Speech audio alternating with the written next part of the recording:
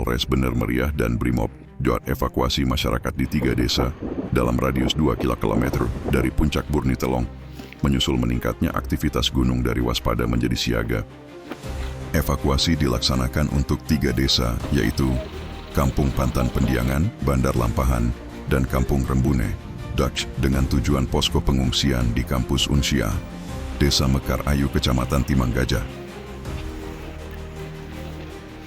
Saat ini kami berada di Unsia, di daerah Mekar Ayu, Kecamatan Timang Gajah. Kami di sini dari Polres Bener Meriah melakukan kegiatan evakuasi pengungsi dan tadi menyisir ke daerah-daerah ke radius yang 2 km dari puncak Merapi.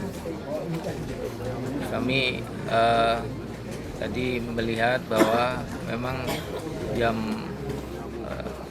8 malam terjadi beberapa kali gempa, sehingga di pemerintah daerah menetapkan status level menjadi level 3, statusnya siaga, sehingga masyarakat di radius 2 km tersebut harus melakukan evakuasi ke tempat titik yang telah ditentukan, yaitu di sini di Unsia, di Mekar Ayu.